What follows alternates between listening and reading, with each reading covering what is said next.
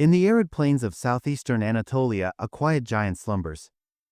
While Göbekli Tepe has dazzled archaeologists and the global public alike as the world's earliest known temple complex, a lesser-known site within the Tepe archaeological zone is beginning to attract the curiosity of scholars, Tepe.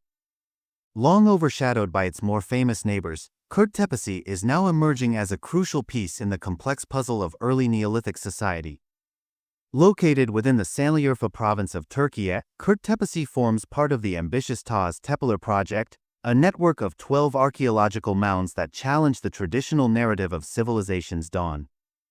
This collective of sites, including Karahan Tepe, Saybırk, Sefer Tepe, and Harbutsuvan, is revealing that monumental architecture, social organization, and symbolic behavior flourished in the Fertile Crescent far earlier than previously believed. Yet among these names, Tepe has remained strangely quiet in both media and academic circles. This is not due to a lack of potential. On the contrary, Tepe may offer a rare window into a transitional phase of Neolithic life, one that bridges the gap between mobile forager societies and settled, symbolically complex communities.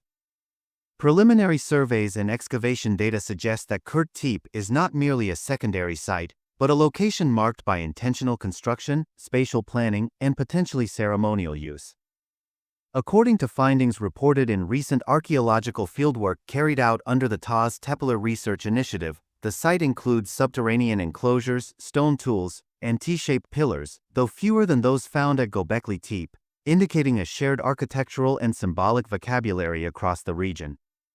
These elements are consistent with characteristics of the pre-pottery Neolithic period, dating back to approximately 9500 to 800 BCE.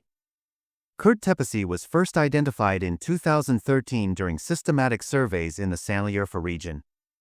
It is located approximately 47 kilometers east of Şanlıurfa city center and 3 kilometers south of the village of Sumakli, at an altitude of 730 meters above sea level.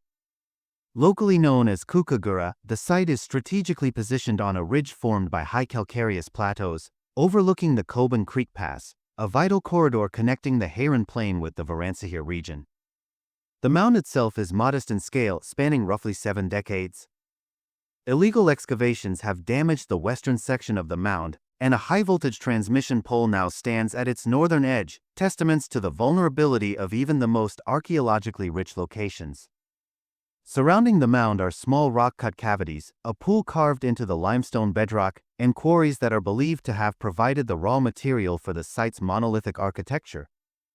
One T-shaped pillar, associated with the pre-pottery Neolithic phase, was unearthed from an illicit excavation pit and showed no ceramic presence, reinforcing its early Neolithic context. 2 additional pillars, presumably originating from Tepe, were later discovered in Kosik village, approximately 6 kilometers to the southeast. These pillars measure around 2.5 meters in length and 50 to 70 centimeters in width, with a consistent thickness of about 25 centimeters. One is adorned with a broad, tie-shaped groove and a single-strip chevron motif, carved into a scalped side panel, elements that distinguish it from the more well-documented pillars at Göbekli Tepe or Navali Kori. The other pillar remains unadorned. Such variations suggest that while Tepe participated in the broader symbolic and architectural culture of the region, it also developed localized expressions of ritual and belief. But what distinguishes Tepe is its stratigraphic complexity. Unlike some of the more ceremonial-only sites, Tepe exhibits signs of continuous occupation, possibly serving as both a domestic hub and a spiritual center. Pottery fragments, flint tools, and grinding stones suggest daily life alongside symbolic structures, a hybrid nature that is still being decoded. This duality, where sacred and secular coexisted, offers profound insight into the mindset of early Neolithic communities. Rather than separating daily survival from spiritual expression, the inhabitants of Tepe may have viewed both as interwoven elements of the same existence. The grinding of grain and the carving of symbols could have occurred side by side, perhaps even in the same spaces. This suggests not just architectural hybridity, but a cognitive hybridity, a worldview where the divine was embedded in the routines of life, and where communal identity was shaped through both sustenance and ceremony. Were these spaces homes, shrines, or something entirely different? Perhaps they were all of these things. or maybe none at all. Who can truly know? Tepe's location and artifacts suggest it was not isolated but interconnected with other Tepe sites. Its position relative to the Euphrates River and proximity to fertile lowlands hints at its strategic role within early human networks. Scholars believe that such sites may have functioned as gathering points where seasonal congregations took place for rituals, feasting, or exchanges. There is also a growing theory among archaeologists that Tepe, with its unique architectural patterns, may hold clues to regional variations in symbolic systems. Carvings and post-hole layouts that differ from Göbeklitepe or Karahan Tepe suggest localized traditions and a diversity of worldviews in early human spirituality. As excavation efforts increase, these patterns will help map how early belief systems evolved and how space, death, memory, and cosmos were conceptualized by Neolithic communities.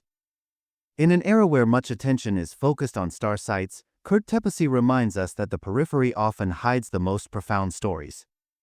It is a microcosm of early humanity's shift, from wandering bands to communities who built stone sanctuaries and pondered existence through ritual and art. Its role in the broader Tepe complex underscores the idea that civilization did not begin with one genius site, but through a constellation of interconnected human experiences across Anatolia.